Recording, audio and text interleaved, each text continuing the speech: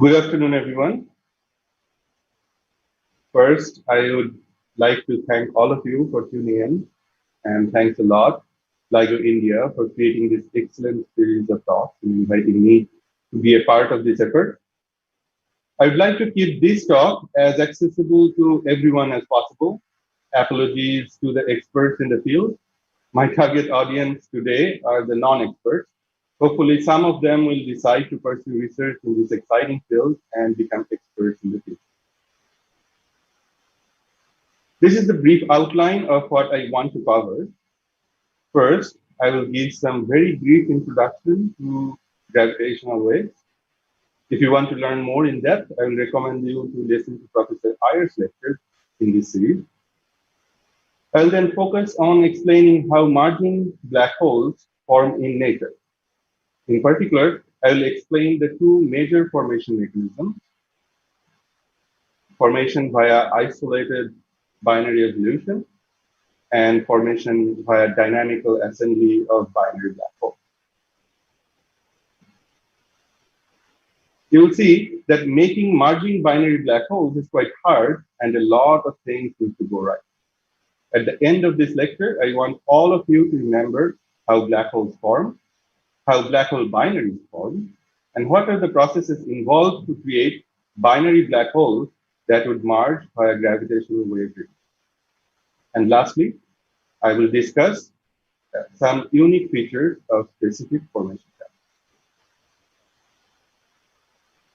As you all know, detection of gravitational waves have kick-started the newest revolution in astrophysics, and very deservedly, this achievement was recognized by 2017's Physics Nobel Prize. There are three operational gravitational wave detectors at the moment: two LIGO detectors in Hanford and Livingston in US, and Virgo in Europe. There are planned detectors such as Kagra and Indian LIGO. There are also space-based detectors such as LISA and DECIGO that are planned, and they will be sensitive to different frequency bands compared to the ground-based detectors like LIGO, Virgo, and Kagra, or LDK in short. Whenever you open a new window, you are greeted with a new view. Opening the gravitational wave window to the universe has already given us exciting new sources. For example, here I am showing the masses of all known black holes and all known neutron stars from various types of observations. Black holes detected via gravitational waves are in blue, and via other methods, such as X-ray and radio observations, are shown in purple. You can easily see that the gravitational wave detections are already more numerous than those detected via all other methods. Also, you can see that the black holes detected via gravitational waves are typically more massive than the black holes that are detected through other channels. To learn about how these detections help us test various different things like the general relativity, please refer to Professor Ajit's lecture. The implications of these detections towards our understanding of cosmology has already been covered by Professor Sourav Chatterjee. Now let's spend some time marveling at how extreme these events are. And I will just give you a very small example. In this movie, you can see two black holes orbiting each other. As they orbit, they create ripples in the space-time. That's this green thing. These ripples carry away energy from the orbit. The orbit shrinks until finally they merge to become a single black hole. Gravitational wave detectors detect these ripples in space-time. How these detections are done has already been covered by Professor Sourav. Now let's see how extreme these systems are. Let's just take a look at the energy scales of these events. Let's take the first detection, GW150914, as an example. In this event, a 36 solar mass black hole merged with a 29 solar mass black hole. The source was 1.3 billion light years away from us. The total energy released is completely mind-boggling. If you take 3 suns and completely convert their total mass into energy, that's the amount of energy this single merger releases. Let's understand this by comparing it with something that we have some intuition about. The power radiated by this single merger event in the last few milliseconds is 10 to the 23 times the power radiated by the sun.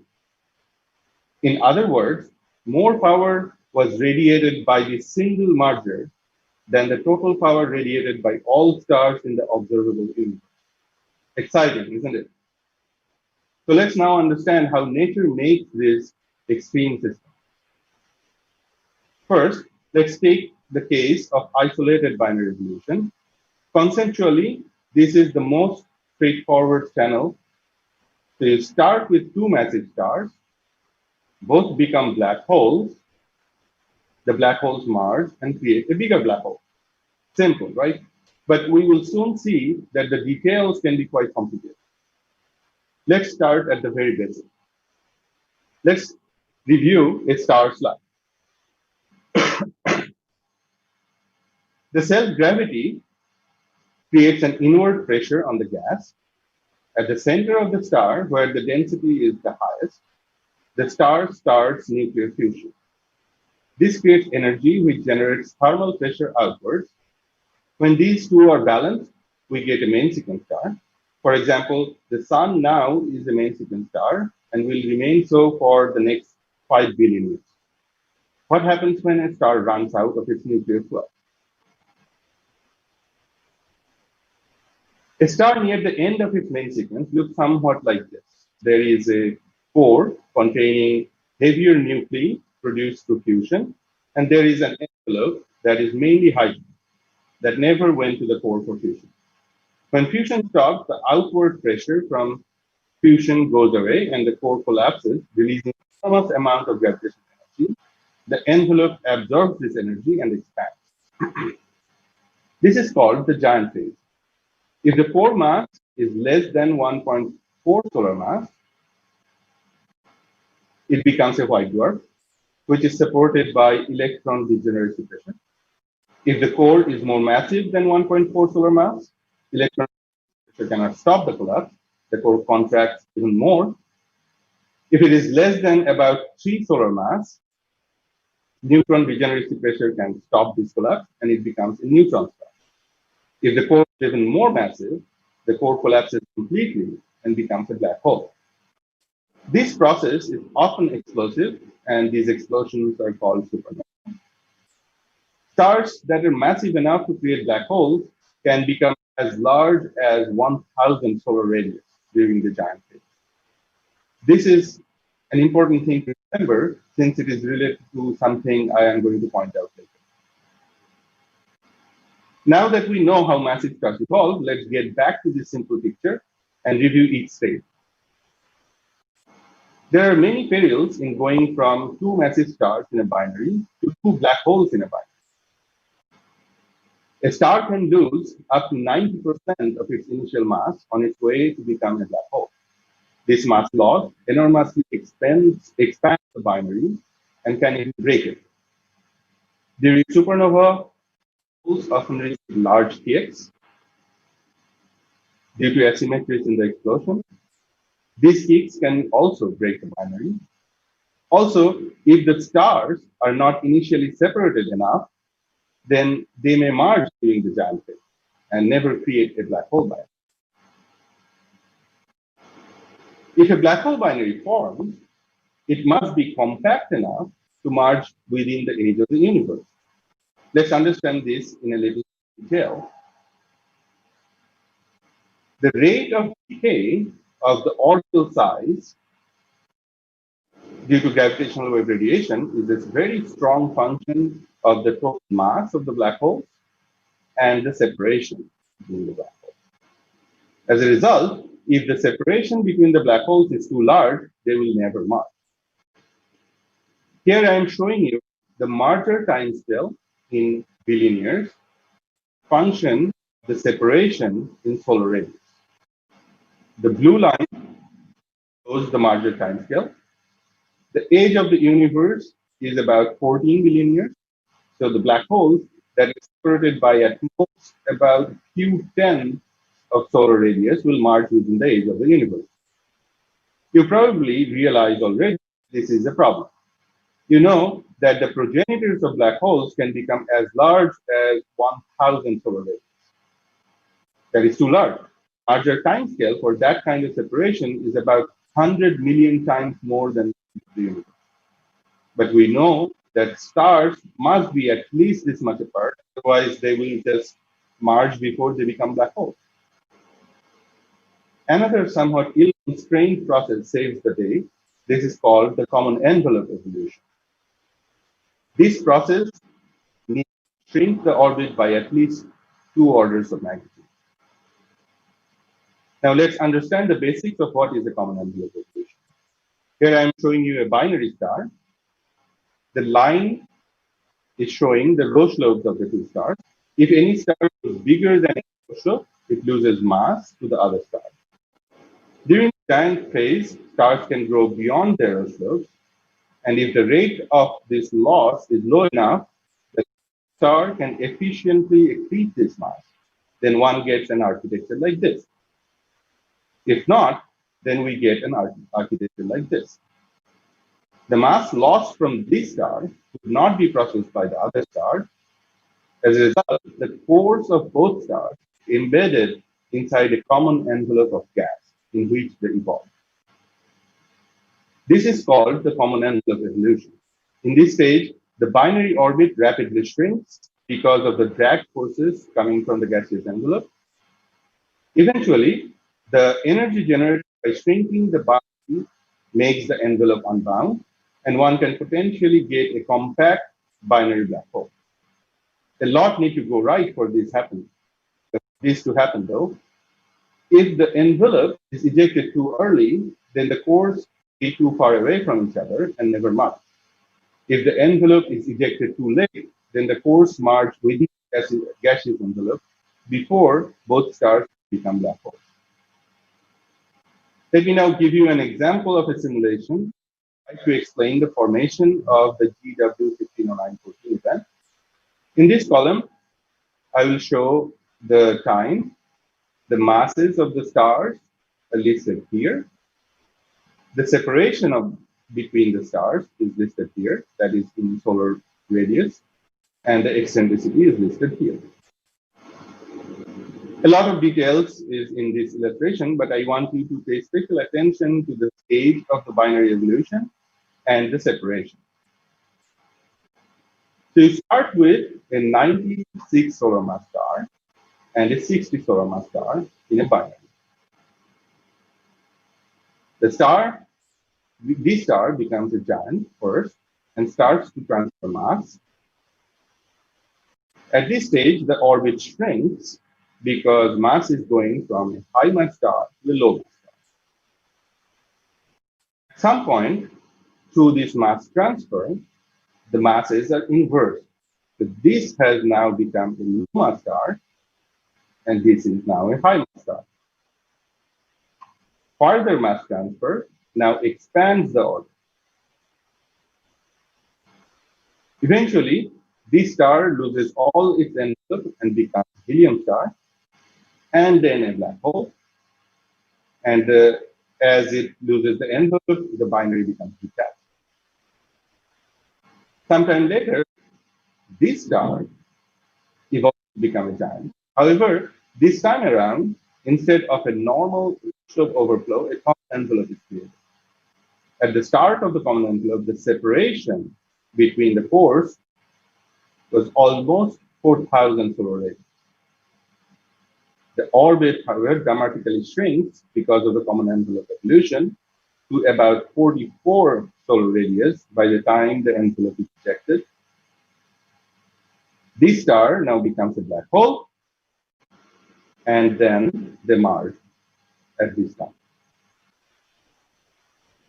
Now, the common envelope evolution is a must for the success of this channel. Without the dramatic shrinking of the orbit, merger would not have been possible. So there are two major hurdles in forming a binary black hole in a compact enough orbit for merger. The high mass stars become large before they collapse to become black holes. Also, there is a lot of mass loss to go from a high mass star to a black hole. There is one channel that can potentially bypass both of these challenges if the conditions are right. This is called the chemically homogeneous evolution. If two stars are close enough, tidal forces can make their orbits synchronous, meaning the spin period becomes equal to the orbital period. This is the same condition we have between the Earth-Moon system. If the spin is fast enough, then all material in the star gets mixed and there is no core envelope structure, like I explained before. You can understand that using this illustration. We have already seen that under the normal evolutionary channel, you create a helium-rich core and a hydrogen-rich envelope. Then the envelope expands, it overfills its lobe, and so on. In the homogeneous evolution channel, core formation, hydrogen and helium and all elements are well mixed throughout the star. So the whole star becomes fully helium and never expands, and then it becomes a black hole. The advantage is that since the stars are never expanding, you don't need to keep them at very high separations at the beginning. So two massive stars start with start very compact, never expand, becomes black holes, and stay in a compact architecture, and they can merge. Let me change gears and go to a completely different mechanism to form merging binary black holes. We call it dynamical assembly. This is active inside dense star clusters. The scale in these clusters can be several million times that of the solar network. Let's now understand the processes that can create this. In this process, the black holes form independently. They do not need to come from stars born in a binary. Later, dynamical processes bring them together to form new binaries containing black holes. And let's try to understand what are these dynamical processes like. The main driver of the evolution of a star cluster is two-body relation. Stars and binaries move in their respective orbits in the cluster's potential. Each star's orbit, however, gets gravitationally perturbed by other stars. If a star is moving faster, it loses energy. When it loses energy, it sinks deeper into the gravitational potential. As a result, it speeds up, and now it has even more energy to give. This is a runaway process. The cumulative effect of a sequence of weak pairwise gravitational interactions is a slow outward diffusion of energy from the center of the star cluster to outside. And the natural consequence of that is mass segregation. If I start with a well-mixed distribution of black holes and normal stars, the more massive black holes sink to the center, and the other stars are pushed up. This is very similar to why dust settles on the floor. The timescale for mass segregation of black holes is very short. It's about 1/100th of the typical age of dense star clusters, globular clusters and nuclear clusters. So no matter where in clusters these black holes form, they always sink to the center and assemble in a highly dense environment, reach of black holes. What happens next? In this high density region full of black holes, frequent gravitational scattering dynamically creates new black hole binaries. These interactions are called strong encounters. Let's look at a movie of a typical interaction involving a binary and a single star. Initially, the stars are in a binary interacting with a single blue star. Imagine that the red stars denote normal stars and blue stars denote a black hole that is more massive than the red star. You will see that in the end, the interaction will create a binary in the red star and the blue star. The other red star will fly away. An exchange. Exchange interactions eject the lightest star in favor of heavier objects in the interaction. So if a black hole initially was not in a binary, it can interact with a binary containing normal stars and exchange into the binary ejecting the normal star, like we saw in this movie. A second simulation can eject the other remaining star and now for a black hole binary. Once a black hole binary is formed, typically the black holes being more massive, it's very hard to exchange it with something else if that something else is a heavier black hole. So through subsequent interactions, binary black hole orbits shrink. Also, the binaries are typically highly eccentric, and the orientations of the binary orbits are completely randomized. So that means if triples form, there is a very high chance for Dirac-Kozy oscillation. And since each of these stars are coming very close to each other during these interactions, there is a very high possibility of gravitational wave capture.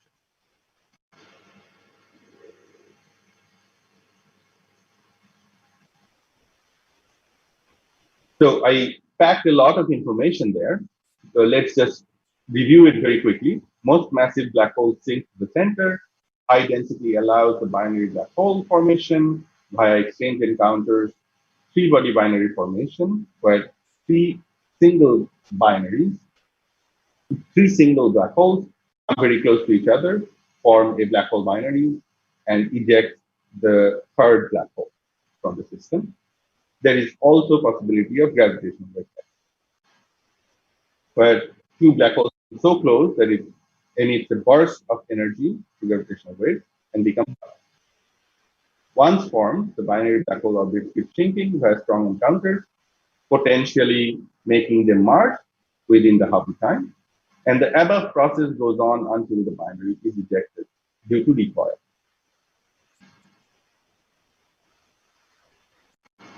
The cool aspect of this process is that it does not depend at all on the initial binary properties or where the black hole formed or whether the black hole was initially in a binary or not. The production efficiency, as well as the properties of the binary black holes, are completely determined by the star cluster's dynamical properties. Let's try to understand this using some basic policies. From Virial theorem, we can estimate typical velocities of the stars as a function of the mass of the star cluster and the radial position of the star. We can also write the escape speed as a function of the mass of the star cluster and the radial position of the star in the star. Now, which binaries can survive in the cluster? That can be written like this. If the binary binding energy is higher than the typical kinetic energy of other stars, only then the binary survives. That can be written like this, also as a function of the mass of the cluster, the radial position of the binary, and the average mass of other stars in that radial position. And which binaries get ejected through recoil? So from these strong encounters, the recoil velocity is of order the orbital velocity of the binary. This needs to be greater than the escape speed for that to be ejected. So this tells you that you cannot make the orbits shrink dynamically more than the orbital speed that is equal to the recoil speed that is greater than the escape speed from the cluster. So simply from the mass of the cluster and the radial distance where the binary is getting created, you get a confidence on the separation of the binary black hole, and as a result, the in-spiral timescale for the black hole. Let's look at some numbers showing you the mass of the star cluster and some time scales in given here using the same logic that we have discussed before. So the green is the mass time scale. The blue is showing the in-spiral scale for the binary black hole. And the red is showing the time scale for strong encounters. And the total is given by the black line. So you can see that if the star cluster mass is too low, then it typically creates binaries and they take forever to merge. If the star cluster's mass is too high, then it takes forever for the black holes to mass in. So right around 10 to the 5 solar mass to few times 10 to the 7 solar mass is the sweet spot where the star clusters are extremely efficient in forming merging binary black holes. And this is very interesting because globular clusters and nuclear star clusters are exactly in this market. So that makes not only makes the globular clusters and nuclear clusters efficient black holes, it also nature just creates these star clusters efficiently in this range as well. I will now talk about some really exciting, unique features of the dynamical assembly channel for binary black hole formation. So one possibility is repeated merger. So this never happened in the isolated binary evolution channel. If two black holes merge, the merger does not get ejected from the cluster, then this merger product can acquire a new black hole and then merge again. We believe that isolated stellar evolution cannot form black holes in the range between roughly 50 to 150 solar mass. The exact numbers are very uncertain, but these are rough numbers. However, a merger product can be in this mass range because, for example, if you take a 40 solar mass black hole and another 40 solar mass black hole, you can easily create close to an 80 solar mass black hole that will be in this mass. We now show results from our very detailed numerical modeling of stars. Here I am showing you the distribution of the total mass of merged binary black holes created through dynamical processes in these clusters. And we have filtered all of the mergers that we have found through the detection pipeline of advanced light. So here I'm showing you the fractional number, and this is the total mass of the system. The purple dots are showing actual detected events, as the black dots are also actual detected events. And all of these different lines are, you don't have to worry about the different lines. Just focus on the shaded region. In the isolated binary evolution, you do not expect any mergers in this range. Right of this line, you cannot form black holes. But through repeated mergers, nickel channel can form a significant fraction of black holes that will have masses.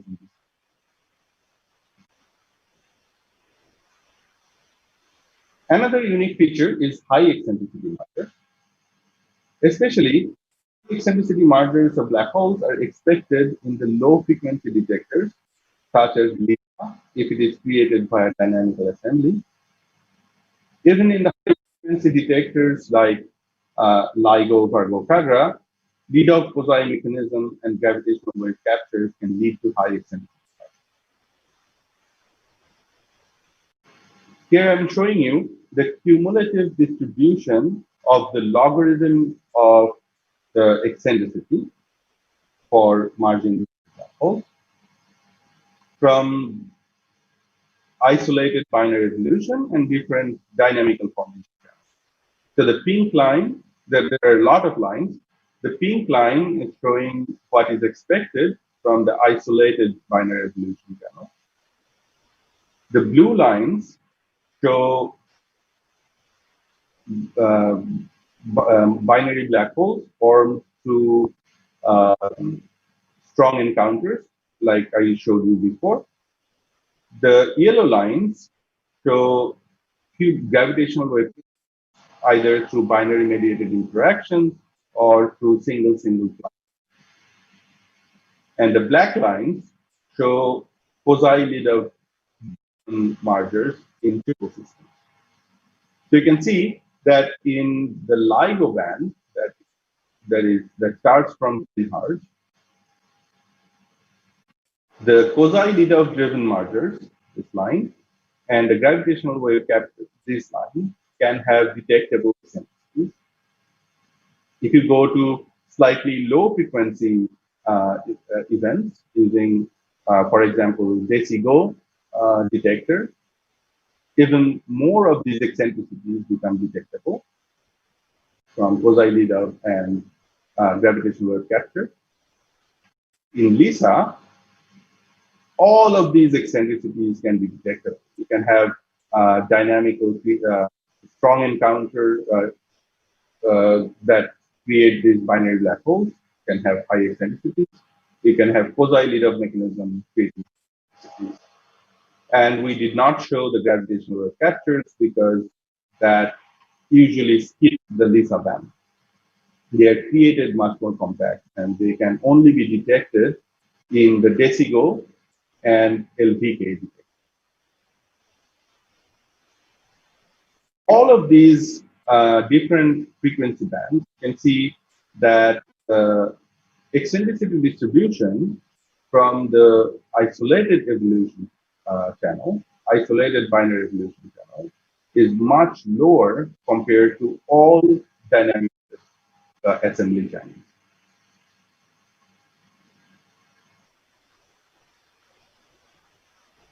Another really interesting unique property for dynamical assembly is randomized orientation. And this can be pretty interesting because if you have a high misalignment between the spin vectors of the black hole and the orbital angular momentum vector of the black hole binary, then you can have quasi-leader oscillations, and also you can LIGO can detect the spin orbit misalignment. In fact, LIGO detects the mass-weighted dot product of the spins and the angular momentum. This is the quantity. At the moment, there is no clear winner on this, but most of all of the detections so far are consistent with low chi effective, but this can be because of low individual spins or high spins with isotropic distribution. It's not clear, but hopefully with more and more detections, we will have more constraints. And depending on what we measure from all of these detections, maybe in future we will be able to constrain the fractional importance of the two major channels, the isolated binary resolution channel and the dynamical assembly. for merging binary black hole production.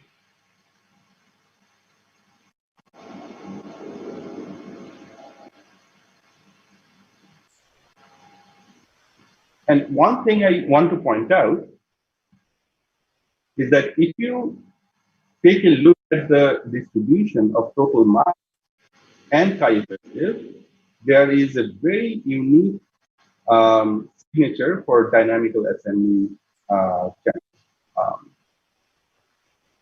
So one thing that we don't know about black holes is what is their typical Barth spin. So we have varied the Barth spins in these three different channels. So this is if the all black holes are born non-spinning, all black holes have a Barth spin star factor of 0.1 to 0.2. And you see that all of these shaded regions are showing you the white line is showing you the median. The shaded regions are showing you the 50th percentile, 90th percentile, and 99th percentile. If the black holes are non-spinning initially, then all the first mergers, you form a black hole, you form another black hole, they merge. So we call these first generation mergers. All of them will have very close to zero spins before they merge.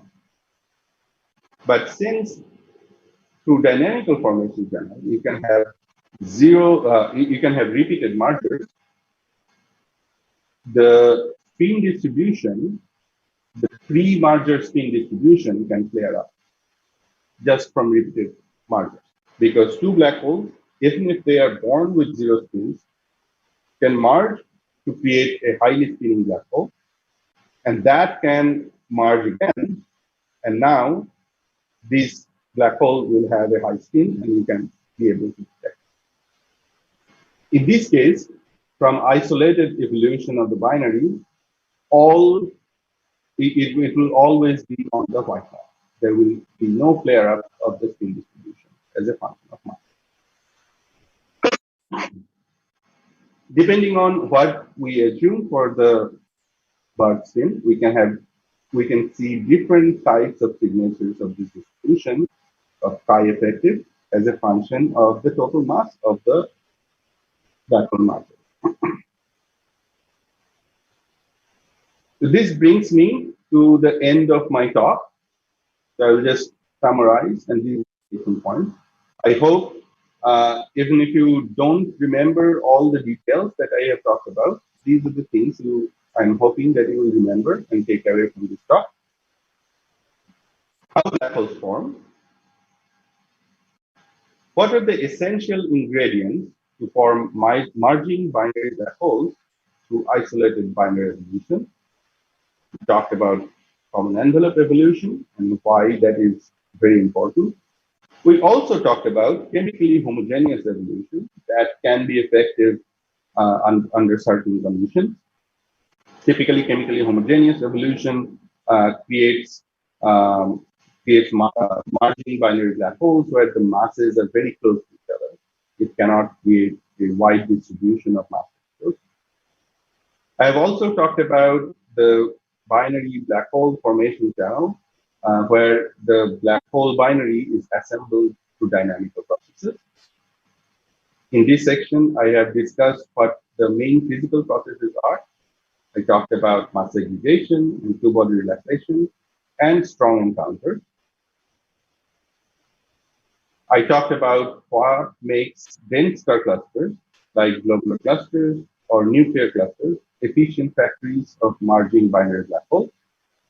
And at the end, I talked about three unique features of dynamical assembly channel.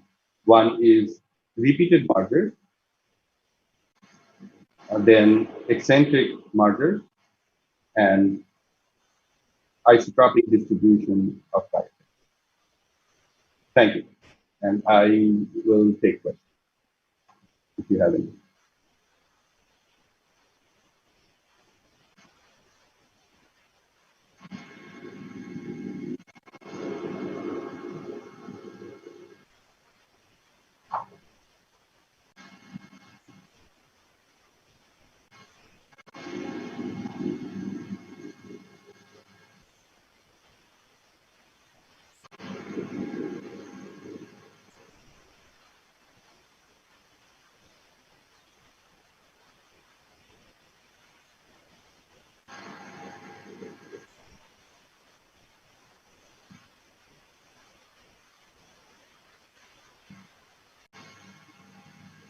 Let's see.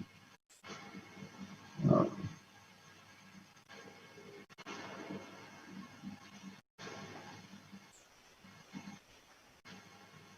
okay.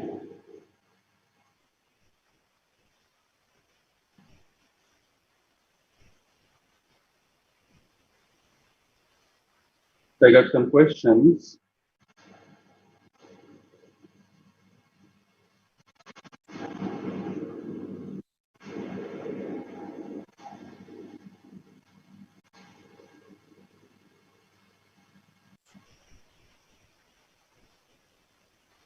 All right.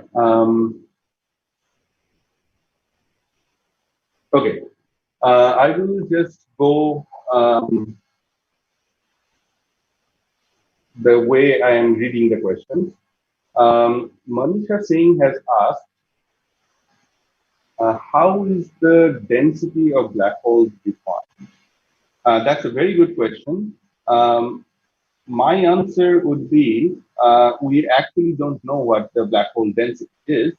Um, a typical way to estimate what kind of density a black hole may have is that if you know the total mass and you know the size of the event horizon of the black hole, and you can just use these two quantities to estimate a density, but that will actually not be correct because um, we don't really know exactly what is the density distribution inside the event horizon.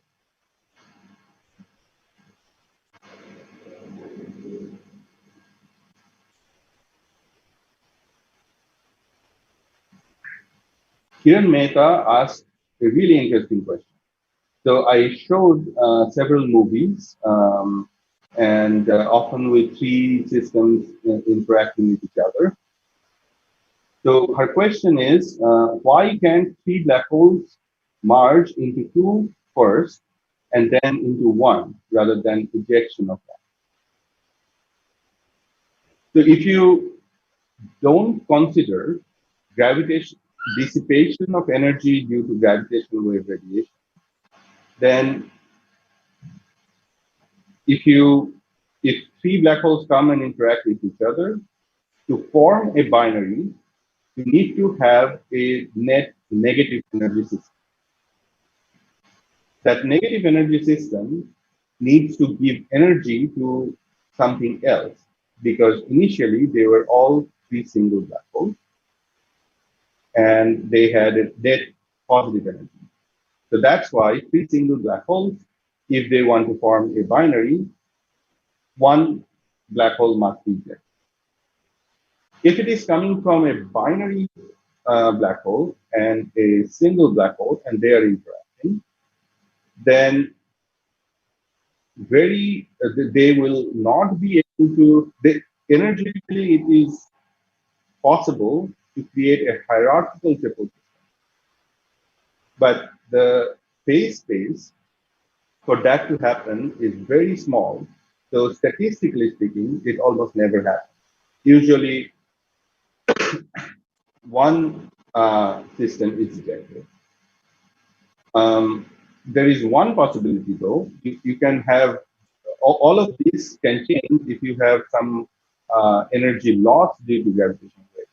So through gravitational wave radiation, you can have net negative energy, and that can change all of this, and that will allow you to start with three black holes and then sequentially merge them two at a time.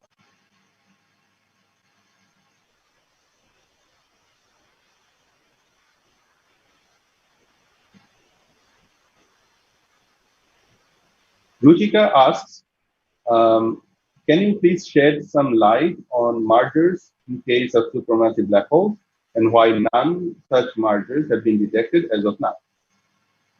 That's a very good question, Ruchika. Indeed, supermassive black holes can also emit gravitation. Supermassive binary black holes can also emit gravitational waves and merge.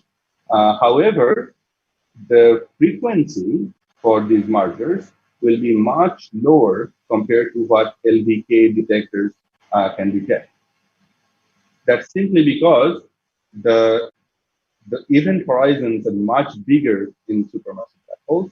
And before the orbit can reach the frequency needed for the gravitational wave to be emitted at higher than 10 hertz frequency, they will march.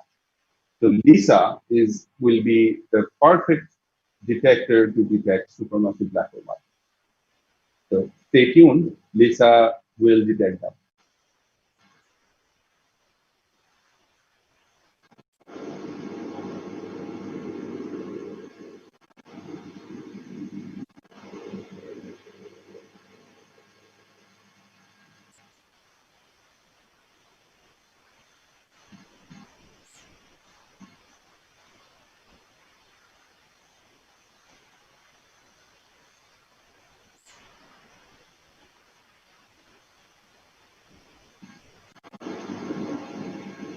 Swarangi Saraf has asked, does the capture of a star make black holes to gain spin? This is a very good question. Um, it's not quite clear how much. So if it's a conserved mass conserved system, then indeed the spin should be increased for the black hole because um, because of the orbital angular momentum now going into the black hole itself. However, it's not really clear how much of the star's mass actually goes into the black hole. The black hole can, in fact, eject most of this mass. So the answer is we don't know, and numerical simulations are being done by several groups to uh, study this.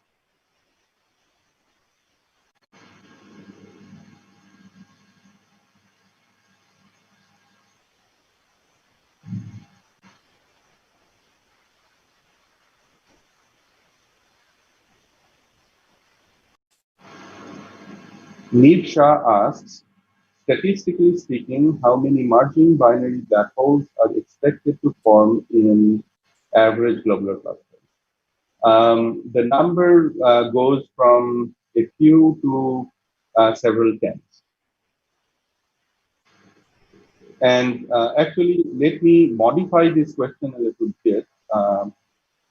In fact, a large number of marching binary black holes are created from each globular cluster, but not all of them are merging right now. So LIGO is only sensitive to the local universe, that is redshift of about less than 0.5, let's say.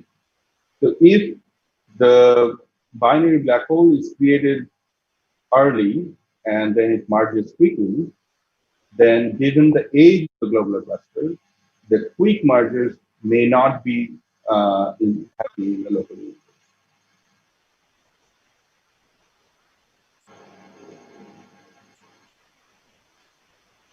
Tanmay Singh asks, what is E in this formula? I think she is Tanmay. The E in all the formula are eccentricity.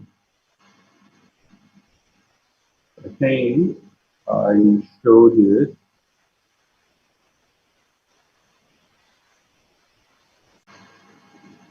here. So this is eccentricity of the orbit.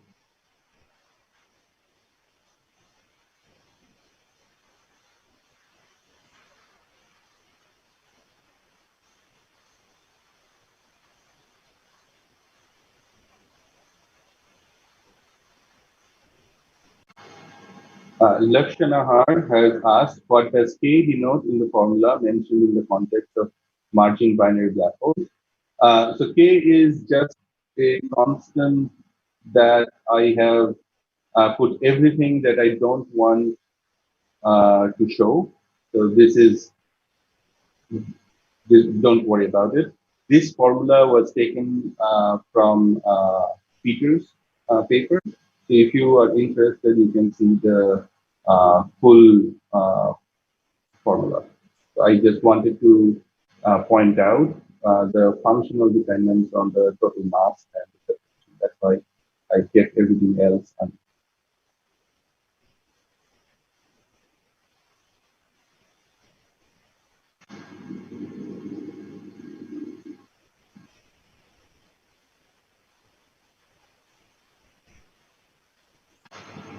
Laksha Nahar has asked, what is the meaning of Leadoff-Kozai oscillation?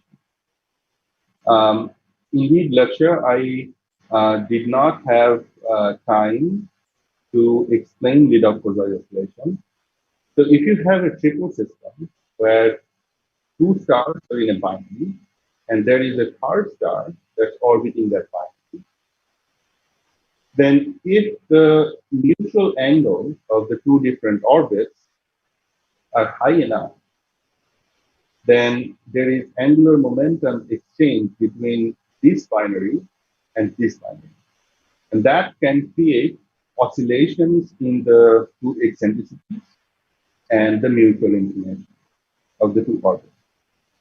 And Lidov and Kozai independently created the formalism to explain the motion of triple systems like that. So this mechanism is called Lidov-Kozai. So the reason why I mentioned Lidov-Kozai oscillation in the dynamical formation channel is because if you have a triple system and that is creating eccentricity oscillation, then even if the two black holes in the inner binary are separated, if the eccentricity becomes very high, then at very center, they come very close to each other. And that can essentially make the merger go faster. So for example, you can see that the merger timescale is also dependent on the eccentricity. And increasing eccentricity can make black holes much faster.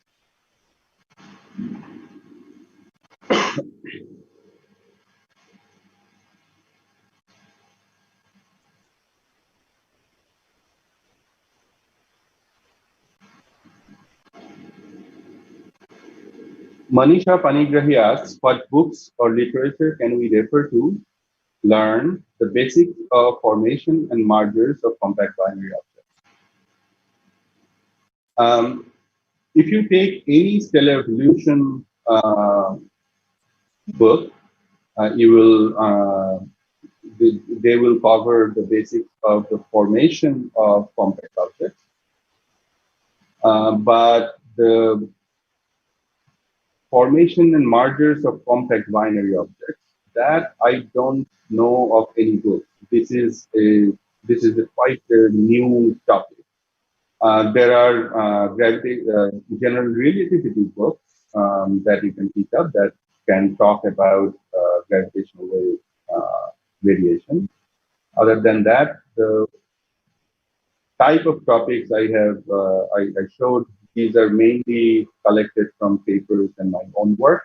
There is no real good book that reviews all of it.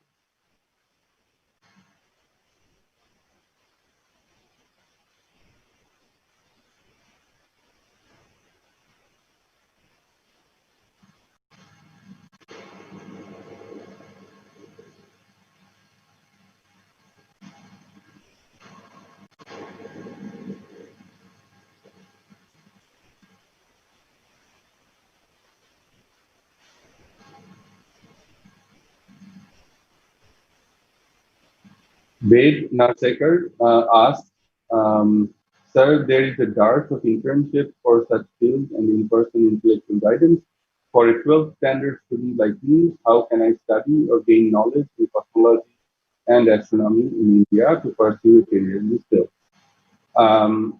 Congratulations, Ved, for your interest in this field, and I hope that your interest stays alive.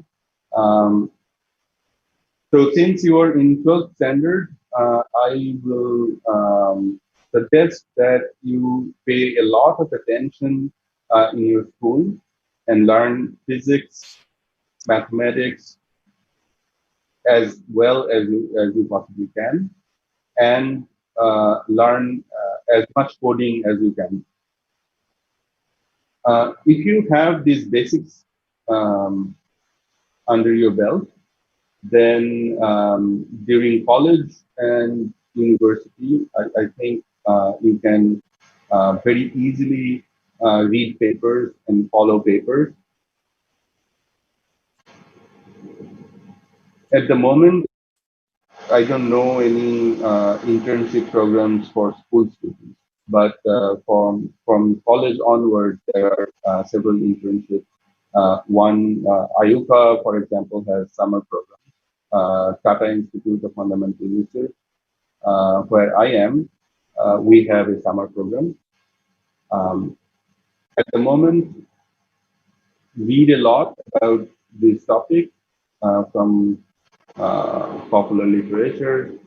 Maybe you can also start reading some papers, but they will be a little bit hard for you. But don't neglect your physics, mathematics, and coding.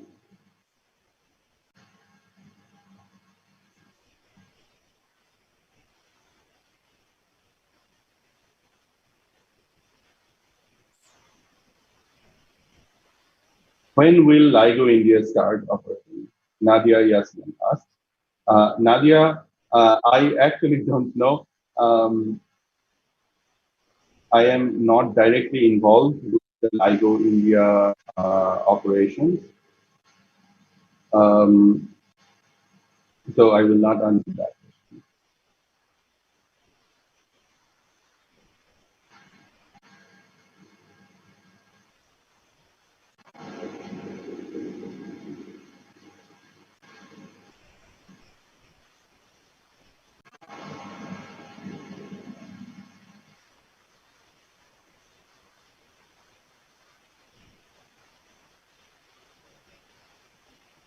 Okay, the last question is from Shatani Bhattacharya. With reference to the animation of rotating binary star system and black hole, does this favoring of higher density objects depend on the inclination of the initial rotating system with respect to the direction of incoming black hole? Shatanik, I'm sorry, I don't quite understand this question. Um,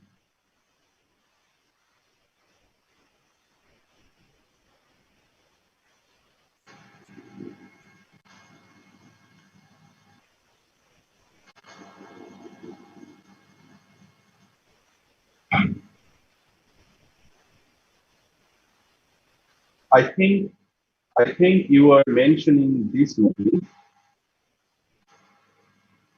the strong scattering movie. Um, this one. If so, then and you were asking whether there is any favored orientation relation between the initial binary orbit and the final binary orbit. And the answer for that is no. There are no relations. These are complete systems. The reason why there are no relations is because of the in-between states. You can see that all these three stars are coming back to each other, and every time they come back to each other, it's almost as if there is a completely new interaction. The initial conditions are completely erased, and the final binary properties are completely random. So this is a perfect example of chaos in dynamics. Thank you all. I think I have run out of time. So I will say goodbye and hope you have enjoyed my talk. And I hope I could I could understand your questions and answer them to your satisfaction. Thank you. Bye-bye.